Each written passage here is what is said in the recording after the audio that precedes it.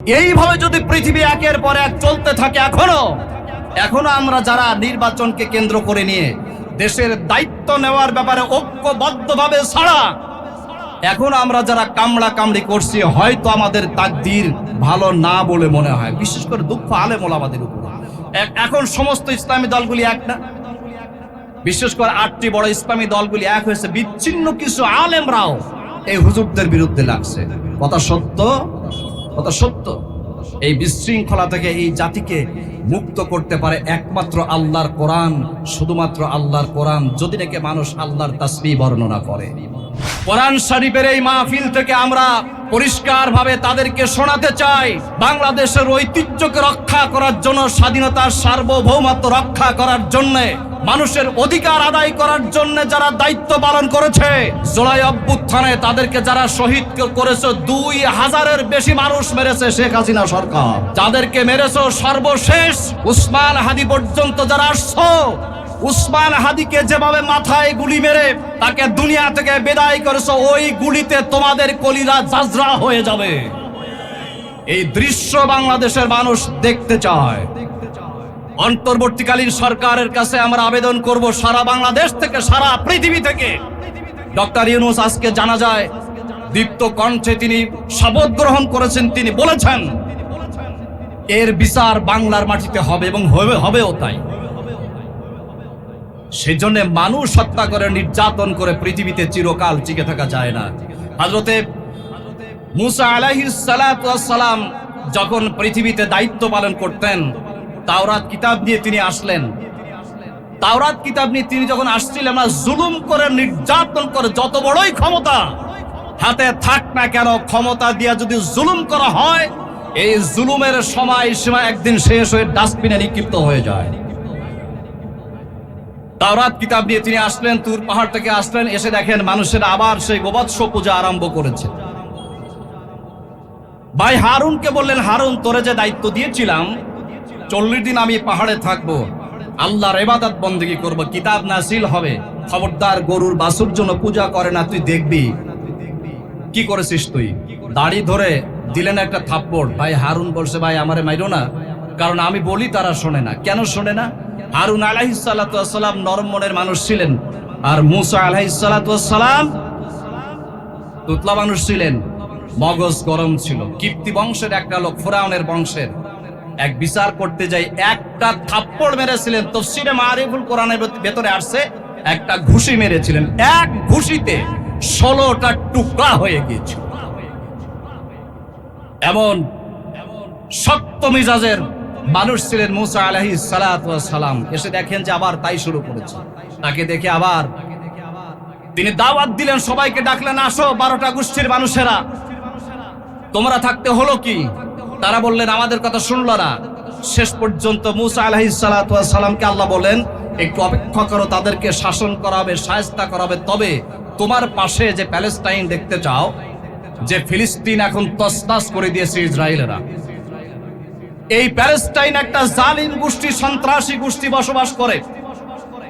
কোরআনে কারিমে আল্লাহ পাক তাদের পরিচয় পরিচিতি তুলে ধরছেন আমালেকা গোষ্ঠী নামে। পৃথিবীর সর্ববৃহৎ, সবথেকে বড় এবং শক্তিশালী গ্রুপ ছিল এরা। এদের থেকে শক্তিশালী গ্রুপ পৃথিবীতে আর কেউ ছিল, এদের থেকে শক্তিশালী গ্রুপ আর কেউ ছিল না। মুসা আলাইহিস সালাতু ওয়াস সালামকে আল্লাহ পাক বললেন, তারা এই পৃথিবী তছনছ করে দিচ্ছে, তোমার সাথে তাদের যুদ্ধ হবে, তাদেরকে পরাজিত করতে হবে, যাও লোক পাঠাই দাও, দেখে আসুক তাদের সাথে যুদ্ধ করার জন্য তোমাদের কি লাগবে এবং তাদের কি আছে। তিনি 12 জন গোষ্ঠী থেকে 12টা নকিব পাঠাই দিলেন। এই কথা বলার ইচ্ছা আমার ছিল না, তারপরে বলছি যদিও। তারা গেলেন, গিয়া দেখেন যে যখন প্যালেস্টাইনের ভিতরে তারা ঢুকলেন, ঢুকে দেখলেন যে এই ফিলিস্তিনের ভেতরে, এই অঞ্চলের ভেতরে 1000 গ্রাম ছিল তখন। প্রত্যেকটা গ্রামে 100 বাগান ছিল। তারা সেখানে ঢুকলেন, ঢোকার পরে দেখলেন তাদের সাথে যুদ্ধ করতে হবে। গোয়েন্দাগিরি করতে গেছেন ওনারা, যুদ্ধ করতে হবে, কিন্তু দেখতে গেলেন যে তাদের তাদের অস্ত্রপাতি কেমন, লোকগুলি কেমন, প্রস্তুতি কেমন, তারা করে কি। ওনারা গিয়ে দেখেন তাদের কোনো ঘর বাড়ি নাই, পাহাড় কেটে কেটে ঘর বানিয়ে তারা সেখানে বসবাস করে। সবচেয়ে লম্বা একটা মানুষের সাথে দেখা হলো। তাফসিরে তাওজিহুল কোরআনের ভেতরে আসছে যে সবথেকে লম্বা যে মানুষটার সাথে দেখা হয়েছিল সে ছিল 3333 গজ লম্বা। বিশ্বাস হয়?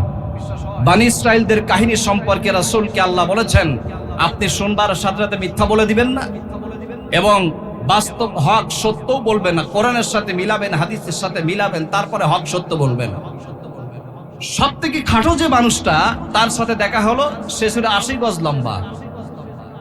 তাফসীরে মারিফুল কোরআনে এবং ফি জিলালিল কোরআনে ইবনে কাসির আরো বিভিন্ন তাফসীরের ভেতরে আসছে যে না, তার থেকে খাটো ছিল। তবে কথা হলো এই যে তারা পৃথিবীর সবথেকে লম্বা মানুষ ছিল।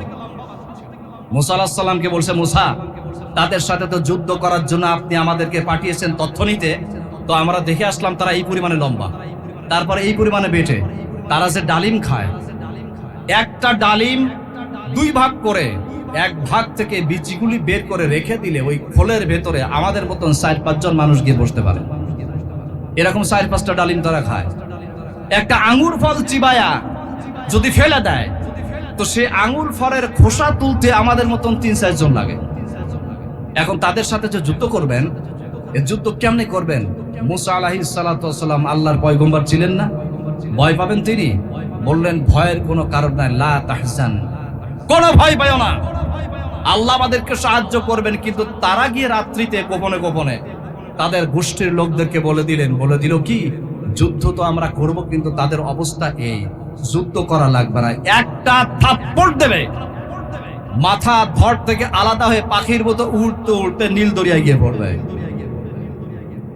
পরিস্থিতি এইরকম হবে। তো তোমরা যদি একটা কাজ করো, সেটা হলো এই যে তোমরা যদি একটু মিছিল স্লোগান দাও যে না, আমরা তাদের সাথে যুদ্ধ করব না, তাহলে আমরা মুসার হাত থেকে বাঁচতে পারি। পরের দিন সকালবেলায় লোকজন ইউসা ইবনে নুন নামে, অনুক নামে একজন, সে গিয়ে বলছে, মুসা, আমরা তো যুদ্ধ করব, কিন্তু কেমনে কেমনে যেন আমাদের এই গোষ্ঠীর লোকজনেরা জেনে গেছে তাদের অবস্থা, তারা যুদ্ধে যেতে চায় না। মুসা আলাইহিস সালাম বুঝতে পারলেন তোমরা বলে দেছো, বুঝতে পারবে না। তারা এসে মুসা আলাইহিস সালামকে বলছেন, মুসা, ইযহাব আনতা ওয়া রাব্বুক ফাকাতিলা ইন্নাহা হুনা কাঈদুন। ওই জনগোষ্ঠীর সাথে যুদ্ধ করার জন্য আপনি এবং আপনার আল্লাহ গিয়া যুদ্ধ করেন, আমরা বসে থাকলাম, যেতে পারবো না। আপনার যদি যুদ্ধ করার প্রয়োজন হয় আপনি যান, আপনার ভাইকে সাথে নিয়ে যান এবং আল্লাহকে সাথে নিয়ে যান, তাদের সাথে যুদ্ধ করে আমরা পারবো না, আমরা এখানে বসে থাকলাম, আমাদের সাহসে কুলায় না। মুসা আলাইহিস সালাতু ওয়াস সালাম আল্লাহকে বলেন, আল্লাহ কি করা যায়? রাব্বুল আলামিন বলেন, মুসা, যুদ্ধের ময়দানে তোমাকেও যেতে হবে না, তাদেরকে যাওয়ার দরকার নাই। তোমার চোখের সামনে, তাদের চোখের সামনে জালিম গোষ্ঠীকে দুনিয়া থেকে আমি কিভাবে বিদায় করে দেব তাকায়া দেখবা। তাদেরকে দুনিয়া থেকে ধ্বংস করে দেওয়ার জন্য আমি কোনো মানুষ কাজে লাগাবো না, দুনিয়া থেকে ধ্বংস করব আমি। আল্লাহ পাক বললেন, মুসা রে তুমি দেখো তাকায়া। আসমানের দিকে তাকালেন, দেখেন প্যালেস্টাইনের দিকে আকাশে মেঘ কৃষ্ণ বর্ণ ধারণ করেছে, কালো বর্ণ মেঘ তিনি দেখতে পাইলেন। বাতাসকে আল্লাহ ঠান্ডা করে দিলেন। মেঘ যখন কালো বর্ণ ধারণ করে, ঠান্ডা বাতাস হয়, তখন ফুসফুসে কাশি হয়, ফুসফুসে কাশি লাগে, তার মানে অ্যালার্জি খাবে, এইটারে করোনার রোগ বলে। আল্লাহ পাক এই করোনার রোগ এখন আসে নাই, এই রোগ দিয়া জনগোষ্ঠীকে আল্লাহ দুনিয়া থেকে বিদায় করে দিয়েছিলেন। তাফসীরের ভেতরে লেখা হয়েছে সমস্ত মানুষকে কয়েক মিনিটের ভেতরে আল্লাহ পাক দুনিয়া থেকে বিদায় করে দিয়েছে। আল্লাহ এদেরকে দুনিয়া থেকে বিদায় করে দেওয়ার পর উটের চাইতে লম্বা গলা এক শ্রেণীর প্রাণী আল্লাহ তাআলা পাঠাই দিলেন। এরা এদেরকে এক একটা করে কামড় দিয়ে দিয়ে লোহিত সাগরে ফেলাই দিল। দেওয়ার পরে আসমানের সেই কালো মেঘের বৃষ্টি দিয়ে পুরা শহরকে আল্লাহ তাআলা প্লাবিত করে একেবারে জালিম মুক্ত জমিন পরিষ্কার করে আল্লাহ তাআলা দিয়েছিলেন।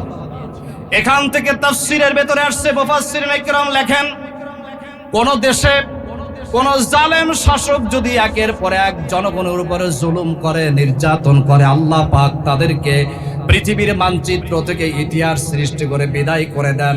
নাপাক জমিনটারে আল্লাহ পাক আকাশের পানি দিয়া পরিষ্কার করে দেয়। আমাদেরও তাই হয়েছিল। দেখেন গত 2 বছর মৌসুমের শুরুতে যেভাবে বৃষ্টি, এভাবে বৃষ্টি এর আগে দেখা যায় নাই, গেছে। এবছর নারকেল আর সুপারি সবচেয়ে বেশি হয়েছে না? এই নারকেল সুপারি বেশি হওয়ার কি কারণ জানেন? নারকেল এবং সুপারি এগুলি বেশি হওয়ার মূল কারণ হলো এই ফসলগুলি বছরের প্রথম যখন বৃষ্টি হয়, মানে আমাদের দেশ কিন্তু আগে 6 ঋতুর দেশ ছিল, তখন যা দরকার তাই ছিল। এই কারণে বছরের শুরুতে যদি বৃষ্টি হয়, গাছে নারকেল ভালো হয়, সুপারি ভালো হয়, সমস্ত প্রাণী জগৎ এর দেহের যে এনভায়রনমেন্ট যা প্রয়োজন সব সে পায়। ফলে মানুষ সহ সকল প্রাণী গাছ গাছালি তারা পূর্ণাঙ্গ আবহাওয়ায় তাদের জীবনকে বিকশিত করতে পারে।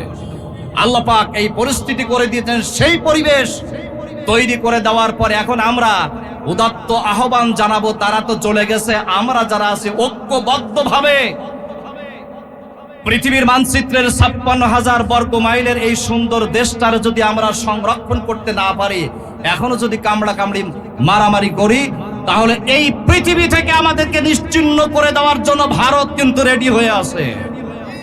আমাদের পার্শ্ববর্তী দেশ ভারত, তারা আমাদের বন্ধু নয়। 1971 সালে পাকিস্তান থেকে আমরা স্বাধীনতা লাভ করেছি কাদের সহযোগিতায়? একটা কথা বলবো, 1971 সালে যারা পাকিস্তানের পক্ষ নিয়েছিল আমরা তাদেরকে রাজাকার বলি, তাই না? এই রাজাকার নামক শব্দ দিয়ে এই কথা বলে যারাই ক্ষমতা থাকে তারাই এদেশের ইসলামপন্থীদেরকে নির্মম নির্যাতন করেছে। রাজাকার কি শুধু জামাত ইসলামে? ওয়াজের জামাত ইসলামের নাম বলা যাবে? বলা যাবে না, কারণ ডিসি সাহেব বলছেন, কোন এক ডিস্ট্রিক্টের ডিসি সাহেব বলছেন যে ওয়াজ মাহফিলে যদি রাজনৈতিক কথা বলে বক্তাকে গ্রেফতার করবেন। আসো আমাদের এলাকায়, পাগল কোথাকার। আসলে ইসলামপন্থী যারা তাদেরকে রাজাকার খেতাব দিয়ে জুলুম করা হয়েছে, নির্যাতন করা হয়েছে। আজকে খোলামেলা একটা কথা বলি, আপনারা বুকে হাত দিয়ে বলেন তো, রাজাকার অর্থাৎ পাকিস্তানকে যারা সহযোগিতা করেছিল, রাজাকার তাদেরকে বলে কেউ যখন কারো দালালি করে, কেউ কারো পক্ষ নেয়। তো পাকিস্তানের পক্ষ তারা নিয়েছিলেন কি কারণে নিয়েছিলেন? নেওয়ার মূলে যে অনেকগুলি কারণ ছিল। তার মূল কারণ ছিল তারা যদিও মুসলমান, করে আমাদের উপরে নির্যাতন, কিন্তু তাদের থেকে আলাদা হব ইন্ডিয়ার সহযোগিতায়। তারা আমাদের উপরে যে নির্যাতন করে তার কিছু মানানসই থাকবে, কিন্তু ইন্ডিয়া আমাদেরকে গোলাম রাষ্ট্রে পরিণত করবে, তা ওই সময় বুঝেছিলেন তারা। তারপর পাকিস্তান তারা যা করেছে, আমরা কিয়ামত পর্যন্ত তাদের জুলুমকে সহ্য করব না, সমর্থন করব না। কিন্তু তাদের থেকে আলাদা হয়ে ইন্ডিয়ার হাতে পুরা দেশটারে ছেড়ে দেওয়া হয়েছে। গোটা 56 বছর যাবত আমার দেশের শিক্ষা ব্যবস্থা নিয়ন্ত্রণ করছে ইন্ডিয়া, আমার দেশের অর্থ বিভাগ নিয়ন্ত্রণ করছে তারা, আমার দেশের আইন বিভাগ নিয়ন্ত্রণ করছে তারা, আমার দেশের স্বাস্থ্য বিভাগ নিয়ন্ত্রণ করছে তারা। কেন আমার দেশে ভালো ডাক্তার নাই? আমাদের দেশে ভালো ডাক্তার আছে, আমাদের দেশের ভালো চিকিৎসক আছে। চিকিৎসা সবাই এত দুর্বল করে দিয়েছে যেন সর্দি হলেই আমরা ইন্ডিয়ায় গিয়ে উঠি, কিন্তু এখন আর কেউ যাচ্ছে না। করোনার ভ্যাকসিন দেওয়ার পরে ওরা মনে করছিল মানুষ একবার মারা যাবে যাবে অবস্থা আমাদের দেশে আসবে, তার আগেই গণেশ কাজ, তাই না? তারা আমাদেরকে গিলে খাওয়ার জন্য মূলত তখন সহযোগিতা করেছিল, গিলে খেয়েছে। এই কারণে ভারতকে যারা সহযোগিতা করছেন ক্ষমতায় টিকে থাকার জন্য, তাদেরও চিন্তা করা উচিত পাকিস্তানি রাজাকারের চাইতে তোমরা এই জাতির জন্য ভয়ঙ্কর রাজাকারে পরিণত হয়েছ। সেজন্য একজন আরেকজনকে গালাগালি দিয়ে কামড়াকামড়ি করো না, ওই তরমুজওয়ালার মতো। তার মানে এক এলাকা এক মাতব্বর ছিল, সেই মাতব্বর জুলুম নির্যাতনের জ্বালায় মানুষের অস্থির। কিছু লোক এক জায়গায় হয়ে চিন্তা করলো কি, এই শয়তানের হাত থেকে আমরা বাঁচি কেমনে, অ্যাকশন শুরু করেছে তার বিরুদ্ধে। মাতব্বর এখন দেখতেছে কি যে আমাদের বিরুদ্ধে কয়েকটা লোক, কয়েকটা হুজুর মানুষ তারা দাঁড়ায় গেছে, এখন যদি ওদেরকে মারি তাহলে এলাকায় গ্যাঞ্জাম লাগবে। তো যুক্তি করলো কি, এদের বিরুদ্ধে কিছু মিথ্যা মামলা দাও। ছিল না এই অবস্থা? ছিল না?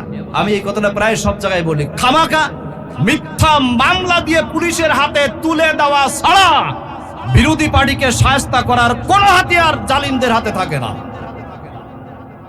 কেস করেছে, মামলা করেছে, বিচারকের কাছে নোটিশ গেছে, ইজার তিনি পড়ে দেখলেন মামলা যাদের বিরুদ্ধে করা হয়েছে জেল খাটাবার মতন তেমন কোনো অপরাধ নাই, কিন্তু মামলা দেওয়ার সময় বলে দেওয়া হয়েছে বিচারক সাহেব এই 3টার জেল খাটাবেন, জেলখানে আটকায় রাখবেন, আমৃত্যু তা না রাখলে আপনারও চাকরি চলে যাবে। এই অবস্থা ছিল না? এই অবস্থায় তো বিরাজ করছিল। বিচারকরা ইচ্ছা মতো বিচার করতে পারেনি।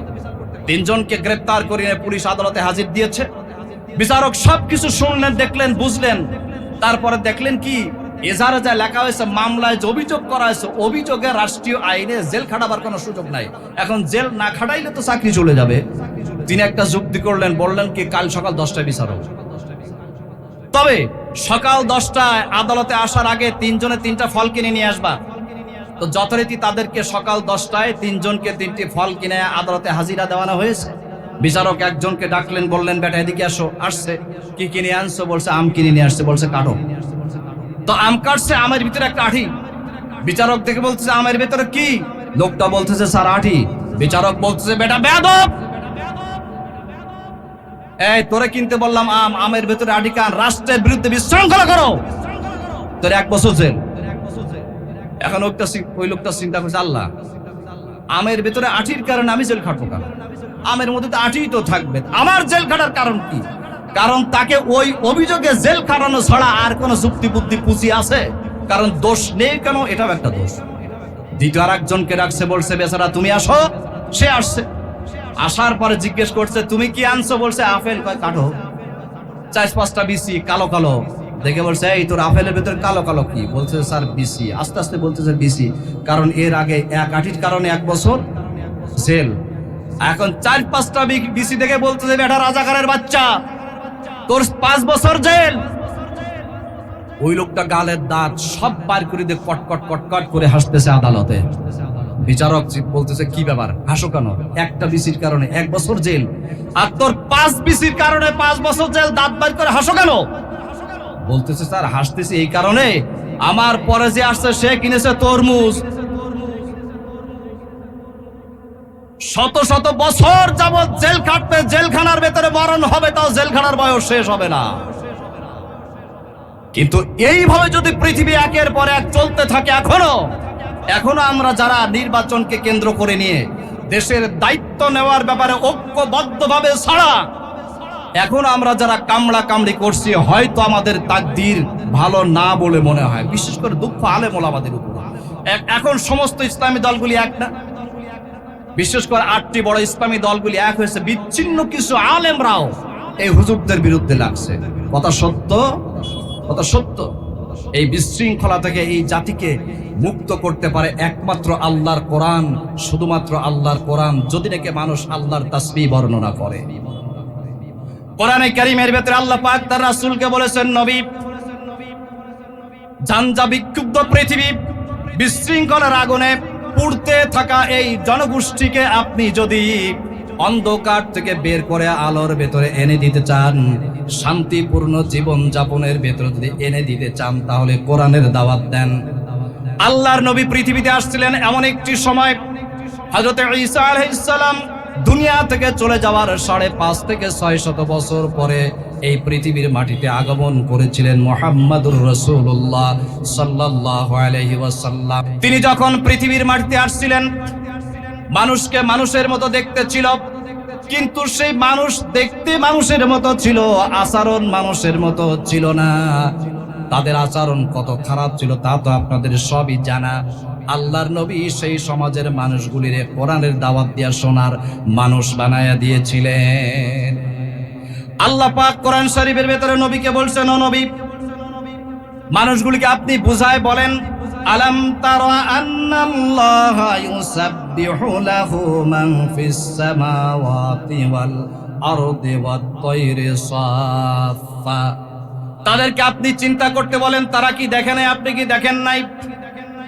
ওই যে আকাশগুলি আমি সৃষ্টি করে রেখেছি, অসংখ্য সৃষ্টি রাজ্য, আসমানগুলির ভেতরে আমি রেখেছি চাঁদ রেখেছি, সূর্য রেখেছি, গ্রহ রেখেছি, নক্ষত্র রেখেছি, অসংখ্য প্রাণী আমি আল্লাহ পাক আসমানগুলির ভেতরে রেখে দিয়েছি। প্রত্যেক সৃষ্টিকে আমি সৃষ্টি করার পর থেকে তাদের চলার জন্য একটা রোড ম্যাপ দিয়েছি। আমার সাথীরা বলুন তো, আপনাদের বয়সে কোনোদিন দেখছেন নাকি সূর্য পূর্ব আকাশ থেকে উদিত হওয়ার পর মাঝ বরাবর এসে আবার ফিরে গেছে, পৃথিবীবাসীকে আলো দেয়নি? এমন হয়েছে কোনোদিন? জোরে বলেন, হয়েছে? রাতের অন্ধকারে চাঁদ উদিত হয়েছিল, কিন্তু কিছুক্ষণ আলো দেওয়ার পর চাঁদ আকাশে হারাই গেছে, আর পাওয়া যায়নি 5-6 মাস। এমন হয়েছে নাকি? আল্লাহ সুবহানাহু ওয়া তাআলা বলেন, আসমানগুলির ভিতরে যত সৃষ্টি রাজ্য রাখছি আমি, সকলকে সৃষ্টি করার পর আমি তাদেরকে চলার জন্য রোড ম্যাপ দিয়েছি, তারা সেই পথেই চলতে থাকে। এই পথেই চলতে থাকা হলো ওই আকাশ জগতের ভিতরে প্রাণীর ইবাদত। এই জমিনগুলির ভিতরে যত প্রাণী সৃষ্টি করেছি আমি, কত প্রাণী আল্লাহ সৃষ্টি করেছেন তা তিনি জানেন, আমরা কেউ জানি না। সমস্ত সৃষ্টি জগৎকে আল্লাহ পাক সৃষ্টি করে বলে দিয়েছেন তুমি এইভাবে চলবা, সকল সৃষ্টি জগৎ সেইভাবে চলতে থাকে। আল্লাহ কোরআনে কারীমের ভেতরে বলেছেন ইল্লাল ইনসানা যালুমুন কুফার, সকল সৃষ্টি জগৎ আমার আইন মানে বলে সেখানে শান্তি, মানুষ অস্বীকার করে কুফরি করে বলে মানুষের ভেতরে চরম অশান্তি। কথা বলেন ঠিক কিনা? আমার প্রিয় সাথীরা, আপনারা বলুন তো, জঙ্গলের কোন প্রাণীরা মারামারি করে জঙ্গল থেকে আমাদের লোকালয়ে আসছে কোনোদিন? জোরে বলেন, আসছে? সামুদ্রিক সমস্ত প্রাণীরা যুদ্ধ বিগ্রহ করে কোনোদিন সমুদ্র থেকে স্থলে উঠে আসছে নাকি? আমাদের চতুর্পাশে আমাদের বাড়িতে যত প্রাণী বসবাস করে, ছাগল বলেন, গরু বলেন, হাঁস বলেন, মুরগি বলেন, পাখিরা বলেন, তারা কি মারামারি করে আপনার বাড়ি ছেড়ে অন্য কোনো জায়গায় গিয়ে মিছিল করছে নাকি? আল্লাহ বলছেন, বান্দা এইগুলি দেখে তুমি কেন চিন্তা করো না? তুমি বাদের সমস্ত সৃষ্টি আমার আইন মেনে চলে, এই কারণে সকল সৃষ্টি জগতের ভেতরে আমার রহমতের দরজা খুলে দেওয়া হয়েছে। সুবহানাল্লাহ। আল্লাহ পাক এবার মানুষদেরকে ডেকে বলেছেন, মানুষেরা শোন, আমি ওই যে আকাশগুলি বানালাম, জমিনগুলি বানালাম, তার ভেতরে সমস্ত সৃষ্টি রাজ্য যা বানালাম, এদের নির্দিষ্ট সময় শেষ হয়ে যাওয়ার পর এদের পরকাল নাই। বলেন, আছে নাকি? সূর্যের পরকাল আছে নাকি? চাঁদের আছে নাকি? ছাগল গরু মারা যাওয়ার পর জান্নাতে যাবে।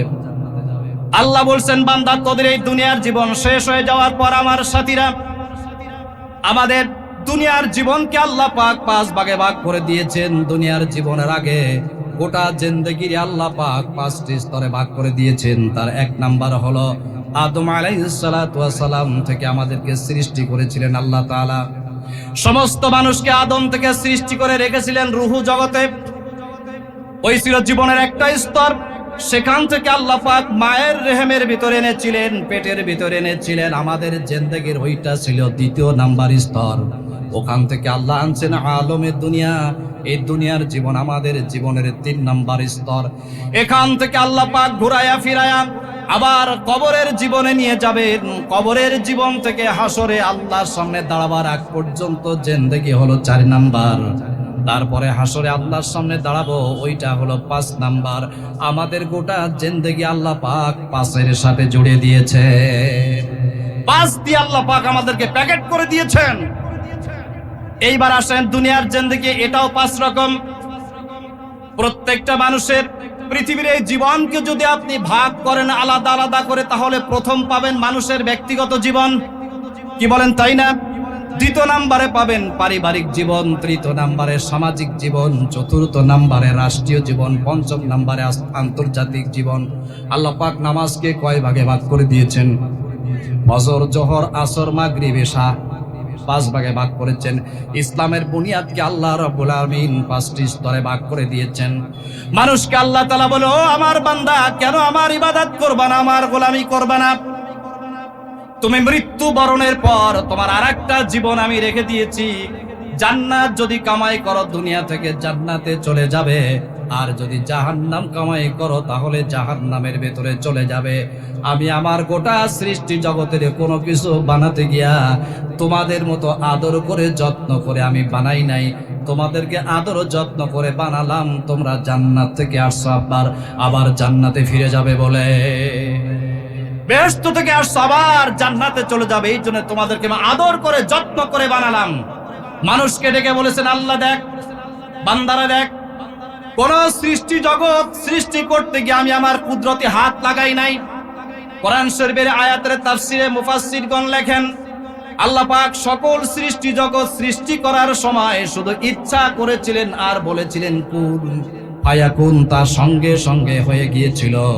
সকল সৃষ্টি জগৎ সৃষ্টি করার পরে আল্লাহ পাক মানুষ সকলের শেষে সৃষ্টি করেছেন। মানুষ সর্বশেষ সৃষ্টি করেছেন। পৃথিবীতে মানুষ আসার আগে যা লাগবে সব বানাইছেন। এই পৃথিবীর 60 জায়গার মাটি থেকে আল্লাহ রাব্বুল আলামিন আদম আলাইহিস সালাতু ওয়াস সালামকে সৃষ্টি করেছিলেন। 60 জায়গার মাটি 60 রকম না কয় রকম হবে? এই কারণে কোরআন শরীফ আল্লাহ বলেছেন, হুয়াল্লাযী ইউসাব্বিরুকুম ফিল আরহামি কাইফা ইয়াশা। ও মানুষেরা, এই পৃথিবীতে যত মানুষ তোমরা বসবাস করো, মায়ের রেহেমের ভেতরে তোমাদের যাকে যেমন পছন্দ তাকে তেমন ভাবে আমি সৃষ্টি করেছি। এই কারণে দেখেন, দুনিয়ার কোন মানুষের চেহারার সাথে কোন মানুষের চেহারার মিল নাই। আছে? কোন মানুষের চেহারার সাথে কারো মানুষের চেহারার মিল নাই, কণ্ঠের মিল নাই, ফিঙ্গার প্রিন্ট বা আঙ্গুলের ছাপেরও মিল নাই, হাতের লেখারও মিল নাই, কণ্ঠেরও মিল হয়। কারণ এক একজন মানুষকে আলাদা আলাদা করে সৃষ্টি করেছি। কত মানুষ আল্লাহ সৃষ্টি করেছেন কিয়ামত পর্যন্ত আল্লাহ পৃথিবীতে আনবেন আল্লাহ ছাড়া আর কেউ জানে না। আল্লাহ বলছেন, কোন সৃষ্টি আমি সৃষ্টি করতে গিয়ে আমার কুদরতে হাত লাগাইনি বান্দা। পৃথিবীর মাটি দিয়া যখন আদমকে বানাতে বলেছিলাম, ফেরেশতাদেরকে বডির নিম্ন স্তর পর্যন্ত ফেরেশতাদেরকে দিয়ে আমি বানালাম। এরপরে আদম আলাইহিস সালাতু ওয়াস সালামের মস্তক মোবারক আমি আল্লাহ পাক আমার নিজের কুদরতি হাত দিয়ে বানাইছি। সুবহানাল্লাহ। আল্লাহ মানুষকে ডেকে বলেন, মানুষেরা শোন, তোদেরকে আমি আমার নিজের কুদরতি হাত দিয়া বানায়া গোটা সৃষ্টি জগতের ভেতরে সৃষ্টির 1 নম্বরে আমি রেখে দিয়েছি। আমার প্রিয় সাথীরা, বলুন তো, মানুষের দাম বেশি না ফেরেশতার দাম বেশি? মানুষ 1 নম্বরে না ফেরেশতা 1 নম্বরে? মানুষ 1 নম্বরে।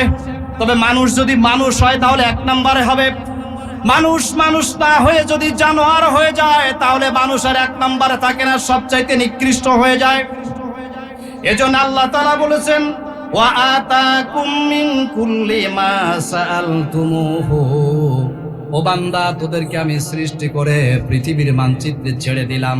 যা লাগে সব দেই, পানি দেই, বাতাস দেই, খাবার দেই, পরার জন্য কাপড় দেই, থাকার জন্য তোদের জায়গা দিয়েছি। চিন্তা করে দেখুন তো, যত নিয়ামত আল্লাহ তাআলা দান করেছেন, কোন নিয়ামতের একটা শুকর বান্দা আদায় করে শেষ করতে পারবে না? কি বলেন, পারবে?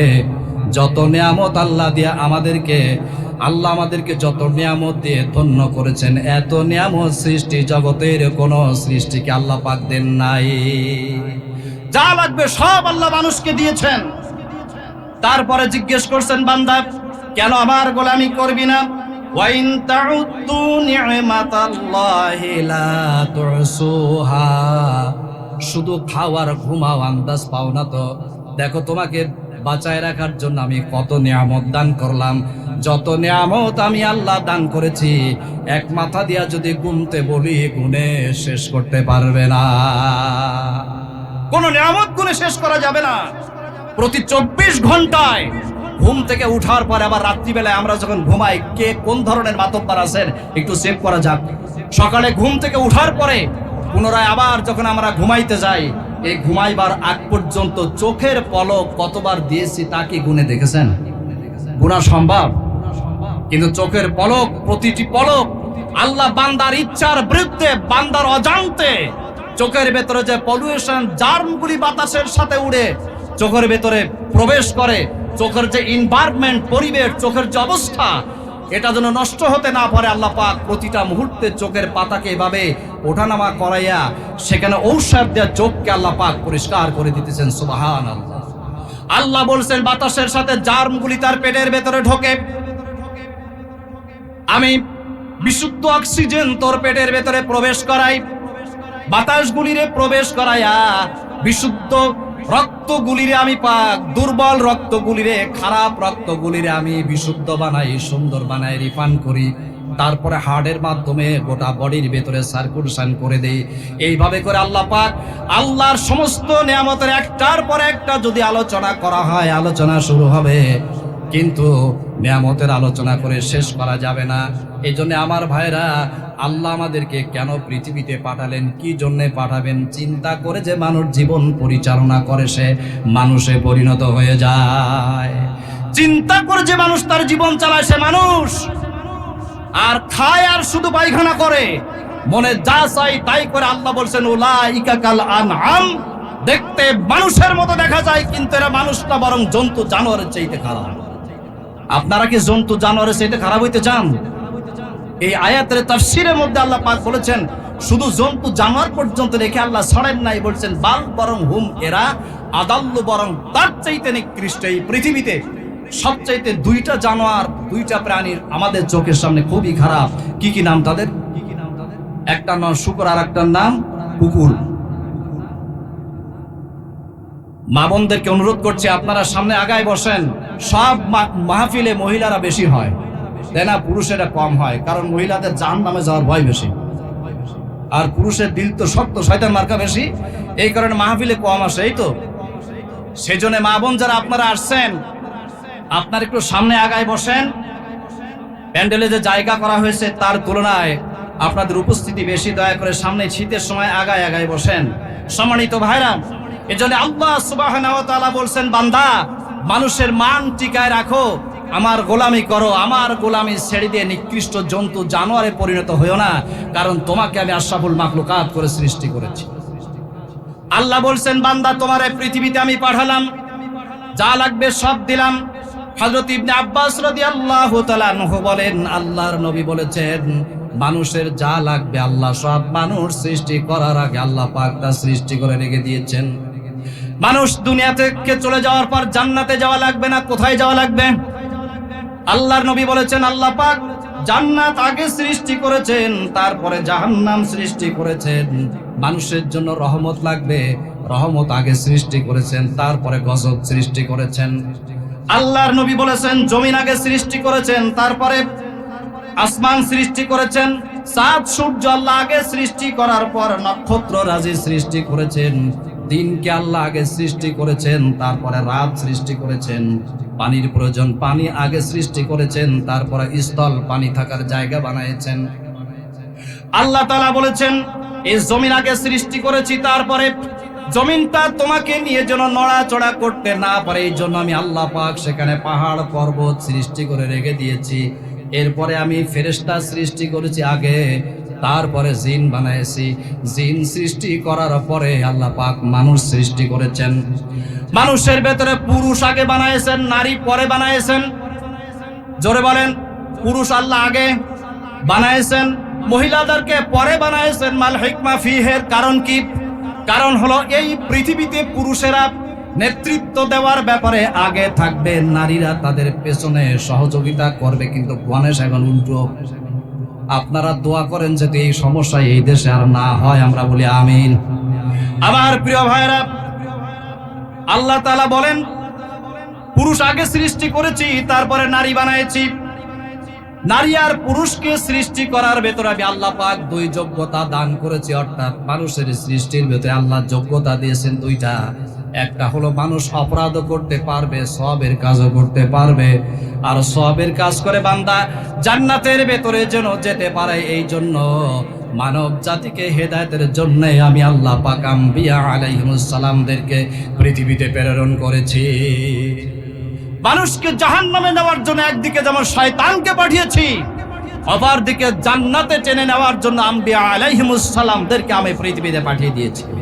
কারণ কিয়ামতে মানুষ যেন এই কথা বলতে না পারে, আল্লাহ আদম আলাইহিস সালামকে পাঠাইছিল আর শয়তানকে পাঠাইছিল, আমাদেরকে মেসাকার করে দিয়েছে পৃথিবীতে। এখন হেদায়েতের জন্য কোনো নকিব তো তুমি পাঠাও নাই, সেই জন্য আমরা হেদায়েত পাই নাই, অপরাধ করেছি, পাপ করেছি, জাহান্নামে দিবা কেন? একটা যৌক্তিক অভিযোগ মানুষ করতে পারবে না হাসরের ময়দানে? এই অভিযোগ যেন করতে না পারে আল্লাহ রাস্তা দেখাই দিয়েছেন। দুই রাস্তা আল্লাহ দেখাইছেন। কোরআনে আল্লাহ বলেছেন, ওয়ালাল্লাহি কাসতুস সাবিলে ওয়া মিনহা জাইরুন। এই পৃথিবীতে অসংখ্য বাঁকা পথ আছে। কোন পথে চললে জাহান্নামে যাবে, পাপ কারে কয় কোরআন শরীফে আল্লাহ বিস্তারিত বলে দিয়েছেন। সওয়াব কারে কয়, কোরআন শরীফে আল্লাহ বিস্তারিত বলে দিয়েছেন। এইটা দেখাবার জন্য আল্লাহ আদম থেকে ঈসা পর্যন্ত 1,24,000 পয়গম্বর পাঠিয়েছেন। সর্বশেষ আল্লাহ পাঠালেন আখিরি পয়গম্বর, নাম কি তার? মুহাম্মদ সাল্লাল্লাহু আলাইহি ওয়াসাল্লাম। আপনারা বলেন তো, আমরা কি মুহাম্মদ সাল্লাল্লাহু আলাইহি ওয়াসাল্লামের উম্মত? জোরে বলেন, কার উম্মত? উম্মত মানে কি বলতে পারেন? উম্মাতুন আরবি শব্দ, বাংলা অর্থ হলো দল, ইংরেজি পার্টি। সুতরাং যে ব্যক্তি বলবে আমি মুসলমান, সে নবীর দলের লোক। সে কোন দলের লোক? যে ব্যক্তি বলবে আমি মুসলমান, সে নবীর দলের লোক। আর যে ব্যক্তি বলবে আমি মুসলমান না, সে শয়তানের দলের লোক। এখন আল্লাহ বলছেন, তুমি যখন নবীর দলের লোক হও, নবীর উম্মত হও, তাহলে নবীর জিন্দেগি অনুসরণ করলে নবীর উম্মত হবে। জিন্দেগি অনুসরণ না করলে, মুখে বললে নবীর উম্মত হতে পারবে। আজকে এই জিনিসটা আলগা করে ছাড়বো আমরা, কাদেরকে নবীর উম্মত বলে, কাদেরকে বলে না। বুঝাবার জন্য আল্লাহ পাক কোরআন শরীফে একটি আয়াত নাজিল করে দিয়েছেন। মানুষকে বুঝাবার জন্য আল্লাহ বলেছেন, হে নবী, কুল, আপনি বলুন, ইন কুনতুম তুহিব্বুনাল্লাহ ফাত্তাবিউনি ইউহিব্বুকুমুল্লাহ ওয়া ইয়াগফির লাকুম যুনুবাকুম ওয়াল্লাহু গফুরুর রহিম। আল্লাহ তার হাবিবকে বলছেন, হাবিব, মানুষ জন্য পৃথিবীতে চলতে গিয়ে ভুল পথে পা দিয়ে জাহান্নামে চলে না যায়, সে জানে না কি করার দরকার। এই পৃথিবীতে আমরা বিশেষ করে যারা, আমি আগেই কিন্তু বলছি, আমরা যারা আমাদেরকে মুসলমান হিসাবে দাবি করি, আমি প্রায় জানাজা বলি, ঈদের মাঠে বলি, যত ওয়াজে যায়, সমস্ত সাবজেক্টের বক্তৃতার ভেতরে এই কথাটা বলে আসি, আমরা নিজেদেরকে মুসলমান বলি, আসলে আমরা কিন্তু প্রকৃত মুসলমান নই। আমরা অধিকাংশ মানুষ ভুয়া মুসলমান। এই কারণে আল্লাহ আমাদেরকে ডেকে বলেছেন, উদখুলু ফিস সিলমে কাফা, ইসলামে পরিপূর্ণ প্রবেশ করো। আল্লাহ যখন বলেছেন উদখুলু ফিস সিলমে কাফা, ইসলামে পূর্ণাঙ্গ ঢোক, তাহলে নিশ্চিত আমরা মুসলমান দাবি করার পরও এমন এমন কাজ করে থাকি যা ইসলামে পরিপূর্ণ ঢুকি নাই, ইসলাম থেকে ফারেক হয়ে গেছে, খারিজ হয়ে গেছে। কোরআন শরীফের অন্যত্রে আল্লাহ বলেছেন, ওয়ালা তামুতুন্না ইল্লা ওয়া আনতুম মুসলিমুন। আল্লাহ একদিকে বলেছেন ইসলামে পরিপূর্ণ প্রবেশ করো, অপরদিকে আল্লাহ বলেছেন মুসলমান না হয়ে মৃত্যুবরণ করো না। তাহলে আমরা নিজেদেরকে মুসলমান বলি গাছ জুত মতো, আর আল্লাহ বলছেন মুসলমান না হয়ে মরিস না। এর থেকে প্রমাণ হয়, কোরআন বাদ দিয়ে, হাদিস বাদ দিয়ে আপনি যা কিছু আমল করবেন না কেন, যত জ্ঞান অর্জন করেন না কেন, সে জ্ঞান আপনাকে প্রকৃত মুসলমানিত্ব শেখাতে পারবে না। কারণ এই পৃথিবীর বহু জ্ঞানী মানুষ দেখতেন, ডক্টর শহীদুল্লাহ, তিনি বলেছেন, পৃথিবীর কোন মানুষ কোরআন বাদ দিয়ে, হাদিস বাদ দিয়ে জ্ঞান অর্জন করে, ডক্টরের ডিগ্রি অর্জন করে সাত আকাশ পর্যন্ত যদি চলে যায়, তাহলে সে কোরআন জানে না, হাদিস জানে না, সে নিছক মূর্খ, সে কিছু জানে না। তার বাস্তব প্রমাণ নেন। আমাদের দেশে বড় বড় শিক্ষিত মানুষ পাওয়া যায়, এত বড় জ্ঞানী মানুষ, শিক্ষিত মানুষ, তাদের বক্তৃতা শুনলে চমক লেগে যায়, কিন্তু ইসলাম সম্পর্কে যখন বলতে যায়, কোরআন সম্পর্কে যখন বলতে যায়, তখন মনে হয় লোকটা একদম আস্ত জাপ পাগল। কি আস্ত জাপ পাগল না? মানুষ বলতে বলতে, সেদিনকে একজনের বক্তৃতা শুনলাম, তিনি বলছেন যে আমি মুসলমান, খাঁটি মুসলমান, তবে ওয়াজের মঞ্চে কোরআন বলতে গিয়ে যে রাজনীতি করে, আমি তার পক্ষে না। আমি সেই মাহফিলে ছিলাম, মনে পড়ছে এইবার। বলছে আমি খাঁটি মুসলমান, কিন্তু কোরআন বলতে গিয়ে, কোরআনের ওয়াজ করতে গিয়ে ইসলামের নামে রাজনীতি, এটা আমি পছন্দ করি না। তখন আমার ওই মনে পড়লো, ওই যে আল্লাহ বলছেন বালহুম আদাল, শালা পাগল কোথাকার। ও যদি বুঝতো যে সে আসলে ইসলাম জানে না, যদি ইসলাম জানতো তাহলে এই কথা বলতো না। কি বলেন, বলতো? সেই জন্য আল্লাহ কোরআন শরীফে বলেছেন, মানুষ যেন ভুল পথে না যায়। হে রাসূল, ইন কুনতুম তুহিব্বুনাল্লাহ, আল্লাহর সাথে যদি বান্দা সম্পর্ক স্থাপন করতে চায়, ভালোবাসতে চায়, ফাত্তাবিউনি, তাহলে আপনি বলেন তারা যেন আপনার আনুগত্য করে, আপনার জিন্দেগি অনুসরণ করে, তাহলে আমি আল্লাহ ইয়াগফির লাকুম যুনুবাকুম, প্রথম বান্দাকে পুরস্কার যেটা দেব, বান্দার জিন্দেগির সমস্ত গুনাহ আমি আল্লাহ নিজ গুণে মাফ করে দেব। সুবহানাল্লাহ। ওয়াল্লাহু গফুরুর রহিম। পরবর্তীতে আল্লাহ পাক বলছেন, বান্দা তোরা ভালো করে শোন, আল্লাহু আল্লাহ গফুর, তিনি মাফ করে দেন, রহিম মানে দয়ার সাথে। তার কারণ হলো এই পৃথিবীতে কোন মানুষের সাথে আপনার যদি গোলযোগ লাগে, এলাকার মুরব্বীরা আমির সাহেব বিচার দিলেন, তার কাছে সালিশ করে দিলেন, মীমাংসা করে দিলেন, দেওয়ার পরে দুইজনের হাতে হাত লাগায়া দেয়, মোলাকাত করায় দেয় কিনা বলেন? বলে ভাই থাক, এক জায়গায় থাকতে হবে, বাঁচতে হবে, টুকটাক সমস্যায় কিছু মনে করিস না, মাফ করে দে, কোলাকুলি করায় দেয়, মোয়ানাকা করায় দেয়। কিন্তু সেই লোকটা সালিশের ভেতরে মানুষের সামনে বলে মাফ করে দিলাম, কিন্তু মনে মনে টার্গেট থাকে, সুযোগ যদি পাই তাহলে সুদ আসলে আদায় করে নেব। এই টার্গেট থাকে কিনা বলেন? আল্লাহ বলছেন গফুরুর রহিম। আল্লাহ বলছেন বান্দা আমি তোদের আল্লাহ ওই রকম নই। কোন বান্দা যখন পাপ করে আর আমার দিকে ফিরে আসে, তওবা করে, ওই বান্দারে আমি এমন ভাবে মাফ করে দেই, গুনার জায়গা থেকে গুনাহ মুছে সেখানে নেকি লিখে দেই। আল্লাহ বলছেন সেখানে আমি নেকি লিখে দেই, তার মর্যাদা বাড়ায় দেই। সুতরাং তুমি যদি এই পৃথিবীতে তোমার মান টিকায় রাখতে চাও, নবীর উম্মত হিসাবে পৃথিবীতে তুমি যদি বাঁচতে চাও, আর গুনাহ মাফ করে কবরে যেতে চাও, পৃথিবীতে তোমার মান যদি তুমি বাড়াইতে চাও, তাহলে ফাত্তাবিউনি, আল্লাহর নবীর জিন্দেগি অনুসরণ করা ছাড়া পৃথিবীতে আর কোনো রাস্তা খোলা নাই, আর কোনো রাস্তা খোলা নাই। সুতরাং আমার সাথীরা, অল্প সময়ের ভিতরে আপনাদেরকে শোনাবো যে আল্লাহর নবীর জিন্দেগি অনুসরণ করার অর্থ কি। নবীজি ইন্তেকাল করার পরে সাহাবায়ে কেরাম হযরত আয়েশা রাদিয়াল্লাহু তাআলা আনহার কাছে গিয়া বলছেন, মা আয়েশা, রাসূলুল্লাহর চরিত্র কেমন ছিল আমাদেরকে শোনান। হযরত আয়েশা বলছেন, আফা তালাতাল কোরআন, কোরআন কি তোমরা তেলাওয়াত করেছে করো নাই? তারা বললেন হ্যাঁ তেলাওয়াত করেছি। হযরত আয়েশা বললেন, কোরআন শরীফের শুরু থেকে শেষ পর্যন্ত তেলাওয়াত করে একটা মানুষের উত্তম চরিত্র সম্পর্কে তোমরা যা জানতে পেরেছো, আমার স্বামী মুহাম্মদ সাল্লাল্লাহু আলাইহি সাল্লামের চরিত্রের ভেতরে তা 100% বিদ্যমান ছিল। সুতরাং আল্লাহর নবীর পুরা জিন্দেগি কোরআন। জোরে বলেন কি? নবীজির পুরা জিন্দেগি কোরআন। এখন নবীর জিন্দেগি যদি আমি আপনি মানতে চাই, নবীর দল যদি হতে চাই, আমার পুরা জিন্দেগি কোরআন হওয়া লাগবে। আর মানুষের জিন্দেগি কয় ভাগে ভাগ? আমি বলছি আপনাদের কয় ভাগ? 5 ভাগ। তাহলে নবীজির জিন্দেগিও 5 ভাগে বিভক্ত। আল্লাহর নবীর জিন্দেগি অনুসরণ করলে উম্মত হবেন, না করলে উম্মত হবে না। নবীজির ব্যক্তিগত জীবন আমার ব্যক্তিগত জীবনে এক হতে হবে। আপনারা বলুন তো, নবী ব্যক্তিগত জীবনে কোনোদিন মিথ্যে কথা বলতেন? আমরা বলি টুপি মাথায় দিও, টুপি মাথায় দিয়ে মসজিদের ভেতরে মিছে কথা কয়, প্রতিপক্ষকে মিথ্যা মামলা দিয়ে জেলখানায় ঢুকাইয়া ফাঁসির আসামি বানাবার জন্য আদালতে মিছে কথা কয়। কথা বলেন ঠিক কিনা? আদালতে মিথ্যে কথা বলে, তারপরে মসজিদে এসে নামাজও পড়ে, পয়সা কড়ি খরচ করে হজও করে। আল্লাহ বলে ভণ্ড মর, তারপরে চামড়া খুলে লবণ দেওয়া হবে। নিরীহ মানুষের বিরুদ্ধে মিথ্যা সাক্ষ্য দিলি কেন? আবার তুই নবীর উম্মত হিসাবে দাবি করলি কেন? আল্লাহর নবী জিন্দেগিতে কোনোদিন মিথ্যে কথা বলে নাই, কখনো রাসূল মিথ্যে কথা বলেন নাই। আর আপনি সেই নবীর উম্মত দাবি করে অহরহ মিথ্যে কথা বলেন টুপি মাথায় দিয়ে। এই ধরনের অসভ্য বেয়াদব বুজুর্গ পাওয়া যায়, শয়তান মার্কা বুজুর্গ এরা।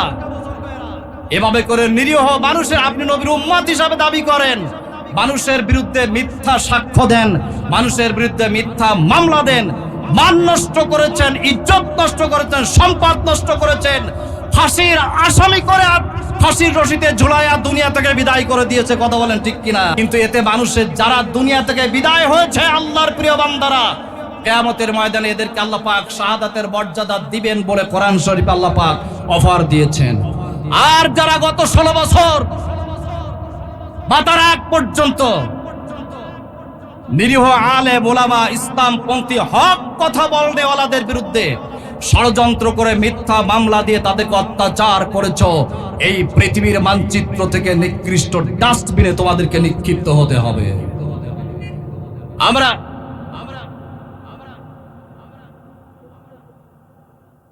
মা বোনরা যারা গেটের কাছে দাঁড়ায় আছেন, ভিতরে আসেন, সেখানে বসার জায়গা করা হয়েছে, আপনারা দাঁড়াবেন না, ভিতরে আসেন। এজন্য সম্মানিত ভাইরা, যে যত কথাই বলি না কেন, নবীর উম্মত হিসাবে যদি আপনি বলেন নবীর উম্মত মিথ্যা সাক্ষ্য দিতে পারবে? আর মিথ্যা সাক্ষী দিলে, আপনি কারো বিরুদ্ধে মিথ্যা সাক্ষ্য যদি দেন, হাদিস শরীফের ভিতরে আসছে রাসূল করিম সাল্লাল্লাহু আলাইহি ওয়াসাল্লাম বলেছেন পৃথিবী থেকে অপমানিত হয়ে বিদায় হতে হবে। তার উজ্জ্বল দৃষ্টান্ত বিচারপতি মানিক। বিসি আছে, গেছে না? এই শয়তান বলেছিল সাইদের বিরুদ্ধে রায় আমি দিয়েছিলাম। বর্তমান সারা পৃথিবীর সমস্ত বিখ্যাত ওলামা কর্তৃক স্বীকৃত বিখ্যাত আল্লাহর বান্দা, আল্লাহর প্রিয় বান্দা মরহুম আল্লামা দেলওয়ার হোসেন সাইদি রহিমাহুল্লাহর মতো একজন জগৎ বিখ্যাত কোরআনের আলোচককে, পাখিকে তুমি তার বিরুদ্ধে মিথ্যা মামলাকে রায় দিয়ে জেলখানা ঢুকে ফাঁসির আসামি করেছিলে, কিন্তু আল্লাহ পাক তাকে দুনিয়া থেকে বিদায় করেছেন। তার শাহাদাত তিনি তামান্না করতেন যে আল্লাহ পাক যেন আমাকে শাহাদাত নসিব করেন, আল্লাহ তাই দিয়েছেন। আর তোমাকে আল্লাহ পাক লাঠি পিটা দিয়ে জেলখানার ভিতরে ঢুকাই দিয়েছে। আমরা দেখতে চাই এই জালিমগুলিকে যেন বাংলাদেশের এই মানচিত্রের ভূখণ্ডের ভেতরে আমাদের জীবদ্দশায় ফাঁসির রশিতে ঝুলানো হয়। এই দৃশ্য আমরা দেখতে চাই। হযরত ওমর রাদিয়াল্লাহু তাআলা আনহু যখন দেশ পরিচালনা করতেন, তখন মিশরের দায়িত্ব পরিচালনা করার জন্য হযরত ওমর রাদিয়াল্লাহু তাআলা আনহু একজন সাহাবীকে সেখানে দায়িত্ব দিয়েছিলেন। এই সাহাবী যখন দায়িত্ব দিয়েছিলেন, আল্লাহ তার নাম ছিল সাদ বিন আবি ওয়াক্কাস রাদিয়াল্লাহু তাআলা আনহু, মিশরের দায়িত্ব পালন করতেন তিনি। সাদ রাদিয়াল্লাহু তাআলা আনহু যখন মিশরের দায়িত্ব পালন করতেন, তখন ওই মিশরে পুরা মিশর কোরআন শরীফের আইন দিয়ে তিনি পরিচালনা করতেছিলেন। একটা কথা মনে রাখতে হবে, নবী করিম সাল্লাল্লাহু আলাইহি ওয়াসাল্লাম যখন মক্কা এবং মদিনা 12.5 লক্ষ বর্গ মাইলের একক প্রেসিডেন্ট হয়েছিলেন, তখনও মক্কা নগরীতে অমুসলিমরা বসবাস করত। তাদের সার্বিক নিরাপত্তা রাসূল কারীম নিশ্চিত করেছিলেন।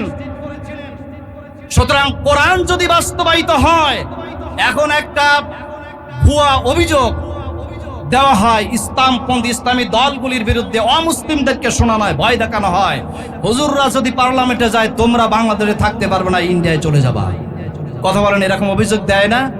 এ মিথ্যা অভিযোগ দেওয়া হয়, কিন্তু আসলে তা নয়।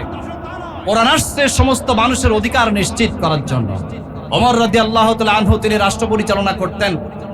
সাদ বিন আবি ওয়াক্কাস রাদিয়াল্লাহু তাআলা আনহুকে তিনি মিশরের দায়িত্ব দিয়েছিলেন, কিন্তু তিনি মিশর পরিচালনা করছেন, কোরআন দিয়ে সহ্য হলো না ইসলাম বিরোধী যারা ছিল তাদের। উসামা নামের এক বুড়ো ইসলামের সব থেকে বেশি ক্ষতি করেছে যারা বুড়ো, তারা দেখতেছেন না আপনারা? আশ্চর্য হয়ে যায়, আমিও আশ্চর্য হয়ে যাই যে 5 তারিখের পরে যে সমস্ত মানুষদেরকে আমরা দেখতেছি, যে বুড়ো মানুষগুলো, এরা 5 তারিখের আগে এরাও নির্যাতিত হয়েছে, কিন্তু 5 তারিখের পরে এদের চেহারা এরকম ভয়ঙ্কর কি করে হয়ে গেল? এদের নাতিপুতিরা ইসলামের বিরুদ্ধে এত ভয়ঙ্কর জঘন্য কথা বলে না, এরা যতই না জঘন্য কথাই বাংলার জমিনে বলছে। বুড়ো মানুষ কাণ্ডজ্ঞান হওয়ার তো দরকার।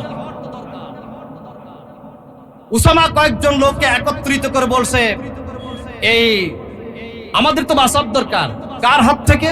সাদের হাত থেকে আমাদের রক্ষা পাওয়ার দরকার। রক্ষা পাইতে গেলে একটা কাজ করতে হবে, সেটা হলো ওমর রাদিয়াল্লাহু তাআলা আনহুর কাছে তার বিরুদ্ধে কয়েকটা মিথ্যা অভিযোগ দেওয়ার দরকার। তা কেউ বললেন মিথ্যা অভিযোগ দিলে ওমর যদি তা প্রমাণ করতে পারেন তাহলে তো আমাদের গর্দান যাবে। বুড়ো বলছে দায়িত্ব আমার, বুড়ো বলছে দায়িত্ব আমার, সর্বযুগে সর্বকালে ইসলামকে ধ্বংস করার জন্য নীল নকশা তৈরি করে বুড়োরা, দায়িত্ব নেয় তারা, আর বাস্তবায়ন করে যুবকদেরকে দিয়ে। কথা বলেন ঠিক না? ঠিক কিনা কোন? ইন্ডিয়ায় গিয়ে তাই করতেছে না? তাই করতেছে ইন্ডিয়ায় গিয়ে। 3টি অভিযোগ দায়ের করালো ওমর রাদিয়াল্লাহু তাআলা আনহুর কাছে, লিখিতভাবে 3 অভিযোগ। 3 অভিযোগের প্রথম নাম্বার ছিল ওমর, যাকে দায়িত্ব দিয়েছে মিশরের, সে রাসূলুল্লাহর সাহাবী আমরা জানতাম, কিন্তু আমাদের কলিজা ফেটে যাচ্ছে তার আচরণে। বলে কি কলিজা ফেটে যাচ্ছে আচরণে? বলছে ঠিক মতো নামাজ পড়ে না। জোরে কর নাউজুবিল্লাহ। সাত ঠিক মতো নামাজ পড়ে না। 2 নম্বরে যুদ্ধ যখন হয় তখন তিনি যান না, আমাদেরকে পাঠায় দেয়। 3 নম্বরে গানিমতের মাল যখন আসে বা কোনো বিচার ফায়সালা যখন দেওয়া হয় তখন বিচারটা নিজের পক্ষে করেন, প্রতিপক্ষকে ঘায়েল করার জন্য চেষ্টা করেন। ওমর এটাতে ইনসাফ হতে পারে না। ওমর রাদিয়াল্লাহু তাআলা আনহু শুনবার সাথে সাথে আমাদের মতো মাথা গরম হয়ে যাবে।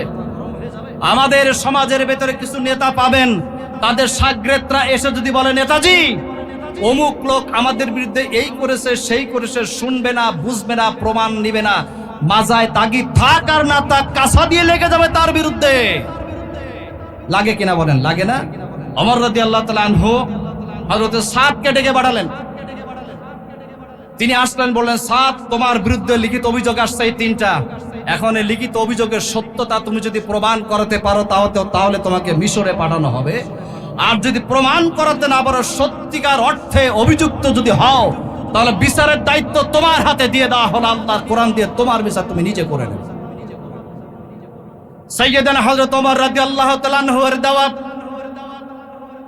এই অভিযোগ তিনি যখন শোনালেন হযরতে সাদকে, আল্লাহর খোলা আসমানের দিকে তাকাইয়া হযরতে সাদ বিন আবি ওয়াক্কাস রাদিয়াল্লাহু তাআলা আনহু হযরত ওমরকে বললেন, ওমর রে, যে আল্লাহর নবীকে আমার জীবনের চাইতে ভালোবাসি, মায়ের চাইতে ভালোবাসি, বাপের চাইতে ভালোবাসি, দুনিয়ার সমস্ত সম্পদের চাইতে রাসূলকে ভালোবেসে ইসলাম গ্রহণ করেছি। ওই আল্লাহর রাসূলকে আমি আমার জীবন থেকে খারেজ করতে পারবো না। ওই আল্লাহর নামে কসম করে বলছি, আমার বিরুদ্ধে যে তিনটা অভিযোগ আপনার দরবারে দায়ের করা হয়েছে, এর মূল কারণ হলো আল্লাহর কোরআন দিয়ে মিশর শাসন করি, এটা ওদের সহ্য হয় না।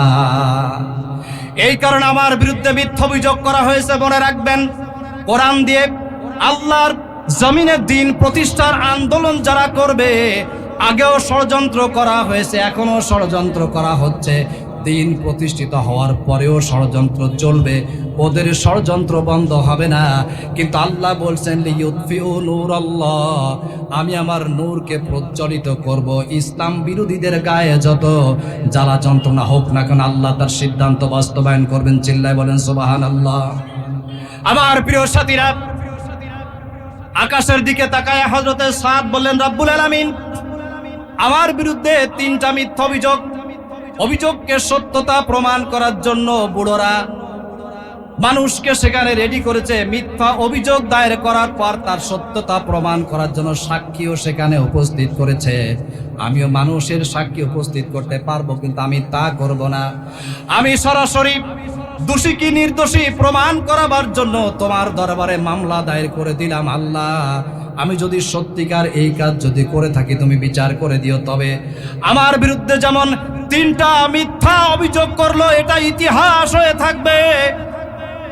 আর আমিও এই বুড়োর বিরুদ্ধে, তার বিরুদ্ধে আমিও তিনটা অভিযোগ তোমার দরবারে করলাম। আল্লাহ, এই তিন অভিযোগও তুমি ইতিহাস করে রাখো। হযরতে সাদ বিন আবি ওয়াক্কাস রাদিয়াল্লাহু তাআলা আনহু ওসামার বিরুদ্ধে তিনটা অভিযোগ করলেন। এক নাম্বার হলো, আল্লাহর কাছে দোয়া করলেন, রব্বুল আলামিন, এই ওসামা বয়স যা আছে আরো বাড়ায়া দাও, বুড়ো হবে যেন সহজে না মরে।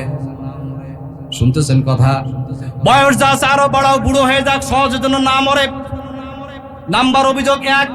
আপনারা মনে করবেন এটা তো ভালো কথা, বয়স যদি বাড়ে তাহলে ভালো না?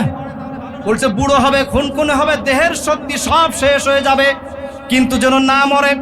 দুই নাম্বার অভিযোগ হলো, এই পৃথিবীর মানচিত্র থেকে লাঞ্ছিত হয়ে অপমানিত হয়ে মারা যাবে। তিন নাম্বার অভিযোগ হলো, খাদ্য খাবার একদম কমায় দাও, যেন না খাইয়া খাইয়া মরে। তিনটি অভিযোগ, সাহাবীর তিন অভিযোগ আল্লাহর দরবারে অ্যাকসেপ্ট হয়ে যায়, কবুল হয়ে যায়। হযরত ওমর রাদিয়াল্লাহু তাআলা আনহু বললেন, ওসামা চলে যাও, তোমার বিচার আমি করব না, আল্লাহ করে দিবে।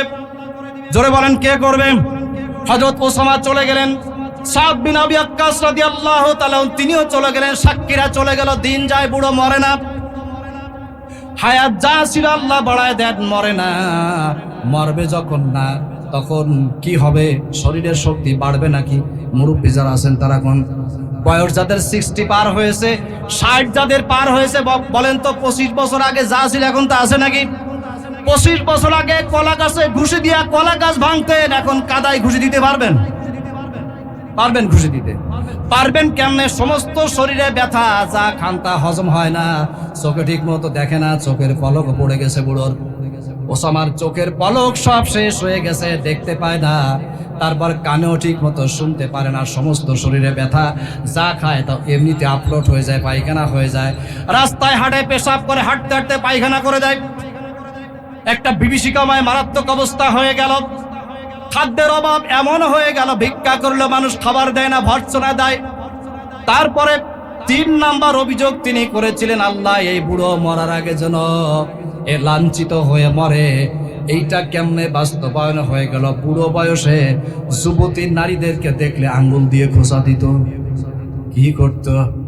আঙ্গুল দিয়ে খোঁচা দিত। দাদা জান, আপনারা যারা আছেন বলেন তো, যাদের বয়স 70 পার হয়েছে, 16-18 বছর বয়সের মহিলা দেখে যদি আপনি টিকটক করেন বা আঙ্গুল দিয়ে খোঁচা দেন, চামড়া তবে আঙ্গুল দিয়ে খোঁচা দেয়, চামড়া রাখবে নাকি?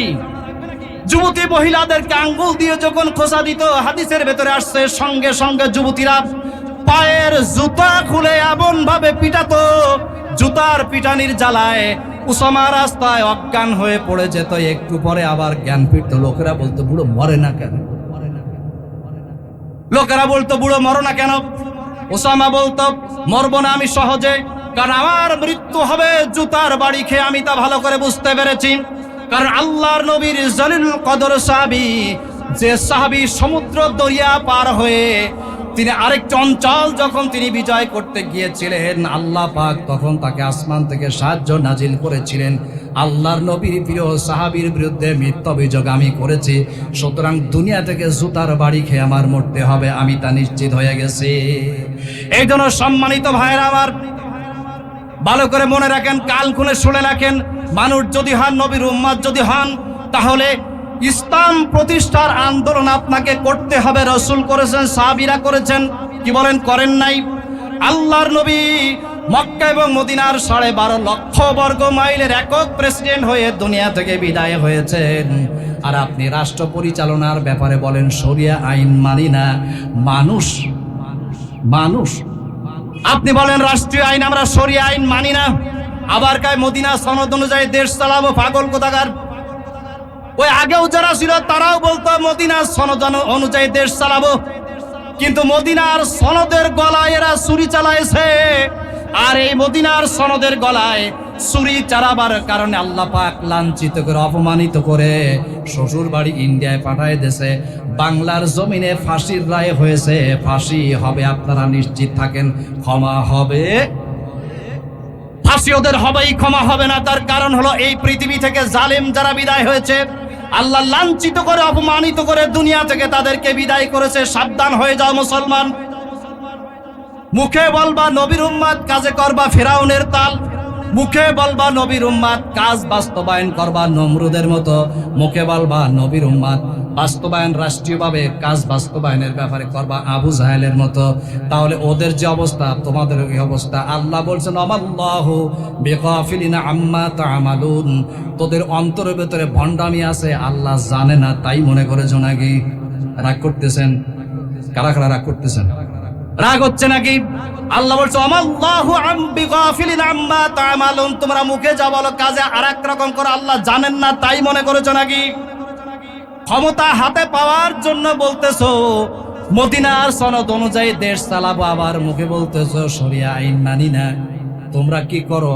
আমরা কিন্তু ভালো করে বুঝি, কারণ কোরআন হাদিস পড়া মানুষেরা, মানুষের অল্প একটু তাল দেখলে তার বেতাল টের পায়। আমার প্রিয় সাথীরা, আরেকটু সামনে আগাই। মুহাম্মাদুর রাসূলুল্লাহ সাল্লাল্লাহু আলাইহি ওয়াসাল্লামের উম্মত হিসাবে যদি আপনি নিজেকে দাবি করেন, আপনি যদি বলেন আমি নবীর উম্মত, তাহলে নবীর ব্যক্তিগত জীবন আমার জীবন এক হবে, নবীর পারিবারিক জীবন আমার জীবন এক হবে, নবীজির সামাজিক জীবন আমার জীবন কি এক হবে না আলাদা হবে? নবীজি সমাজের দায়িত্ব পালন করেছিলেন, সমাজে কি গ্যাঞ্জাম লাগাই দিতেন? আমরা যারা যে সমাজে গ্যাঞ্জাম লাগাই, একজনের জমি আরেকজন, একজনের ছাগল আরেকজন, একজনের পকেটের পয়সা আরেকজন, আবাল তাবাল করে কিনা বলেন? আবার নামাজও পড়ে, রোজাও রাখে, হজও করে, যাকাতও দেয়, তাহাজ্জুদ পড়ে, আবার জমির আইল ঠেলে সুদ খায়, ঘুষ খায়, জেনা করে, মদ খায়। এমন ধরনের বুজুর্গ আছে কিনা বলেন? আবার মুনাজাতের ভেতরে বলে, রব্বানা আতিনা ফিদ দুনিয়া হাসানা ওয়া ফিল আখিরাতি হাসানা। আল্লাহ বলছেন মর চামড়া খুলে লবণ দেওয়া হবে, বন্ড কোথাকার। আমার প্রিয় ভাইরা, আল্লাহর নবীর জীবনের 4 নম্বর ছিল রাষ্ট্রীয় জীবন। নবীজি মদিনায় থাকাকালীন আল্লাহর কাছে মাঝে মাঝে দোয়া করতেন, বলতেন, আল্লাহ এই মদিনার জিন্দেগিতে আমার কাছে তুমি যা বলতে বলেছো সব আমি মানুষকে বলে দিলাম। কিন্তু আবু জাহালদের হাতে রাষ্ট্রীয় পাওয়ার থাকার কারণে আমি সবকিছু বাস্তবায়ন করতে পারলাম না।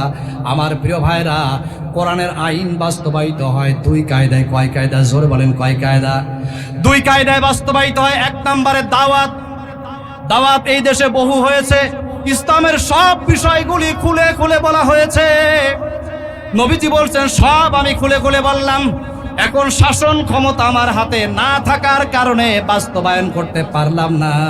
তাই নবীজি মক্কা থেকে মদিনায় চলে যাওয়ার সময় আল্লাহর কাছে বলতেছিলেন, আল্লাহ ওয়াজআললি মিন লাদুনকা সুলতানান নাসিরা, আয় আল্লাহ, আবু জেহেলরা তাদের ক্ষমতা দিয়া তোমার কোরআন বাস্তবায়ন হতে দিল না, ওই ক্ষমতা দয়া করে তুমি আমার হাতে দান করে দাও। চিল্লায় বলেন সুবহানাল্লাহ। ওয়াজআললি মিন লাদুনকা সুলতানান নাসিরা, আল্লাহর আপনি যার উম্মত হিসাবে দাবি করছেন, যার দলের লোক আপনি, সেই রাসূল বলেছেন, আল্লাহ তুমি আমার হাতে রাষ্ট্রীয় পাওয়ার দাও, কোরআন দিয়ে রাষ্ট্র পরিচালনা করব। আর আমরা কি করছি? বিগত 56 বছর নিজেরা মুসলমান পরিচয় দিয়ে রাষ্ট্র পরিচালনা করেছে মানুষের বানানো আইন দিয়ে। কথা বলেন ঠিক কিনা? মানুষের বানানো আইন দিয়ে রাষ্ট্র পরিচালনা করতে গিয়ে মানুষের অধিকার আদায় করার নামে জুলুম নির্যাতন ছাড়া আর কিছুই দিতে পারো না। আমরা যখন ময়দানে এই কথাগুলি বলি যে আল্লাহর জমিনে আল্লাহর দিন প্রতিষ্ঠিত ছাড়া, কোরআন প্রতিষ্ঠিত ছাড়া মানুষের মধ্যে শান্তি দেওয়া যাবে না, মানুষের শান্তি শৃঙ্খলা, মানুষের স্বাধীনতার সার্বভৌমত্ব নিশ্চিত করা যাবে না কোরআনের আইন প্রতিষ্ঠিত করা ছাড়া, তখন আমাদেরকে ঠেকাবার জন্য গোটা 56 বছরে একটাই বুলেট তাদের ছিল, তা হলো রাজাকার। কথা ঠিক না? রাজাকার, রাজাকার, এই রাজাকার আজ চলবে। এখনো কয় রাজাকার। শোনো, এই রাজাকার নামক ট্যাবলেট দিয়ে যারা এদেশের নিরীহ আলেম ওলামা ইসলামপন্থীদেরকে নির্যাতন করেছো, এই নির্যাতনের ফল তো তোমরা ভোগ করতেছো। আর এখনো যারা একই ট্যাবলেট দিবা, তোমাদের একই অবস্থা হবে, কোনো সন্দেহ নাই। মানুষকে ঠেকাতে পারবে না। আল্লাহর জমিনে আল্লাহর দিন বাস্তবায়ন হবেই, তোমরা ঠেকাতে পারবে। তাই হবে না? এই জন্যে যত কথাই বলো না কেন, সেদিন এক মাহফিলে আমারে বলতে যে হুজুর ভালো চিল্লাইতে পারেন তো দেখি। ডান পাশে বসাব সভাপতি সাহেব, আমাদের আমির সাহেবের মতো এরকম দেখতে, তাই বলে উনি না, কিন্তু জামাতের আমির তো দেখতে সেম কোয়ালিটি ফেস, একই কায়দা। আমি মনে করছিলাম সম্ভবত মনে হয় ইসলামী আন্দোলনে কেউ হবে। উনি বলতে হুজুর ভালোই তো চিল্লাতে পারো। আমি বললাম চিল্লাতে পারবোই তো, কোরআন শরীফ বলতে গিয়ে চিল্লাবো না। তারপরে কানে কানে বলতেছে হুজুর এই মাহফিলটার অধিকাংশ টাকা আমার। বাগেরহাটে বলছে মাহফিলটার অধিকাংশ টাকা আমার।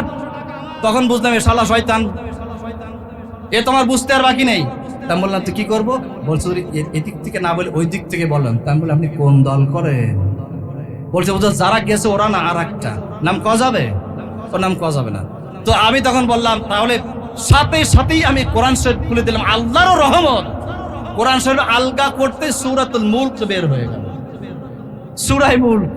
সূরায়ে মুলকে আল্লাহ পাক রাষ্ট্র পরিচালনার বিধান বলেছেন। আল্লাহ পাক বলেছেন যে সমস্ত রাজ্যের মালিক আমি, আমার আইন অনুযায়ী পৃথিবীর সমস্ত সেক্টর চলবে, আসমান চলবে, জমিন চলবে, মানুষ চলবে, সব চলবে। লাহুল মুলক ওয়ালাহুল হুকম, কি যেন আয়াতটা? লাহুল মুলক ওয়ালাহুল হক হুকম না কি যেন? আল্লাহ বলছেন কি আইন, মানে আইন যার, হুকুম চলবে যার, নাকি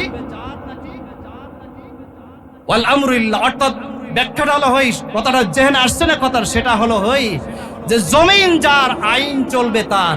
আমি বললাম মুরব্বী পড়েন দিন এই জায়গা। তো উনি বসে আছে কোরআন শরীফ নিয়ে। আমরা পড়েন এইখানে।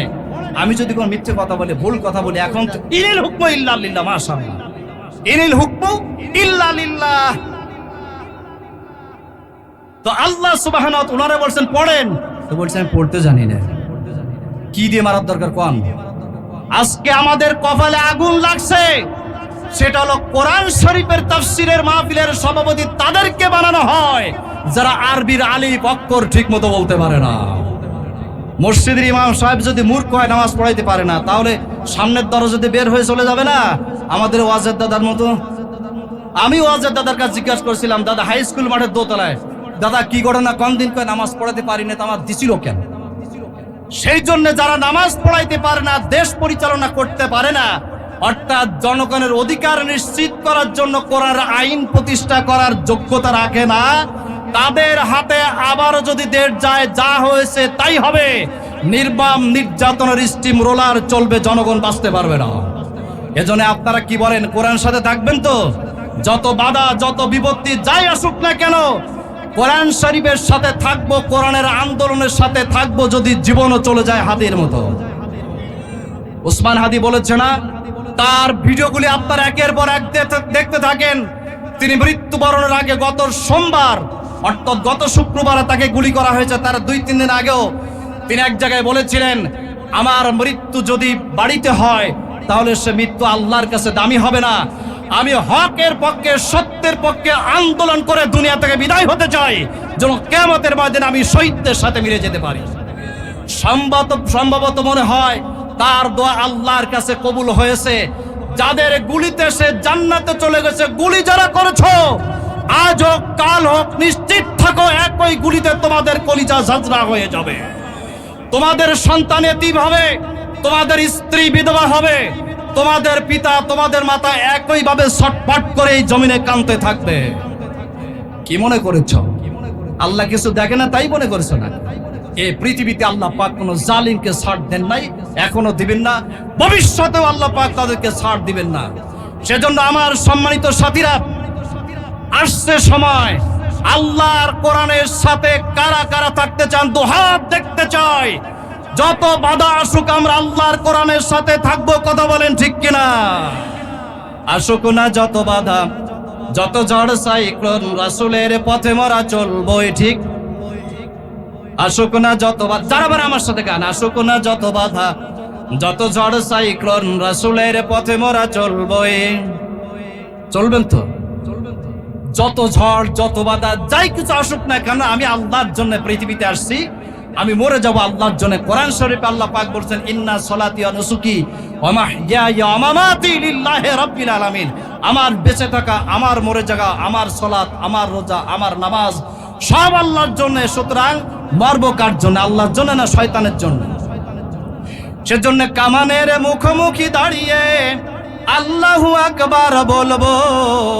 আসুক না যত বাধা, যত ঝড় সাইক্লোন, রাসূলের পথে মোরা চলবো। এ জীবন বাজি রেখে দিনের নিশান মোরা বাংলার আকাশে উড়াবো। চিল্লাই বলেন আমিন। আল্লাহ পাক আমাদেরকে এই কথাগুলি আমল করার, ইসলামের পক্ষে থাকার, কোরআনের পক্ষে থাকার, ইসলামী আন্দোলনের পক্ষে থাকার, উলামাদের পক্ষে থাকার তৌফিক আল্লাহ পাক আমাদেরকে দান করুন। আমরা বলি আমিন। আসসালামু আলাইকুম ওয়া রাহমাতুল্লাহি তাআলা ওয়া বারাকাতুহু।